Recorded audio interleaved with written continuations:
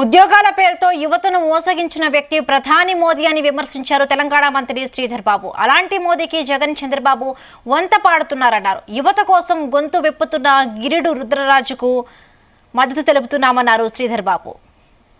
సంబంధించిన ఇదే మోడీ గారు 2 కోట్ల ఉద్యోగాలు ప్రతి సంవత్సరం ఇస్తామని చెప్పారు.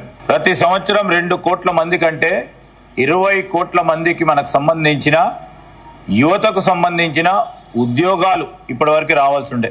కానీ వారి స్వయాన పార్లమెంట్లో సభ్యులు వేసిన ప్రశ్నకి ఈ దేశంలో కొత్తగా మీరు ఉద్యోగ అవకాశాలు ఎంతమంది కల్పించారని అడిగితే 7,31,000 మందికి గత 10 సంవత్సరాల కాలహయంలో ఉద్యోగాలు కల్పించామని చెప్పారు. యువతను మోసం చేసిన పార్టీ బీజేపీ పార్టీ. ఈరోజు బీజేపీని పూర్తి స్థాయిలో బలపరుస్తూ ఉన్న party YSRCP party.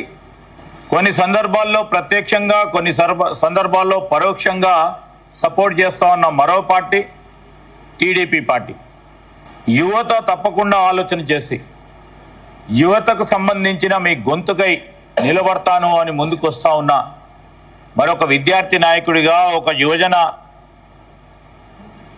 Congress party నాయకుడిగా యువతకు సంబంధించిన సమస్యలను అర్థం చేసుకొని వారి గొంతుగా నిలబడే వ్యక్తిగా రుద్ర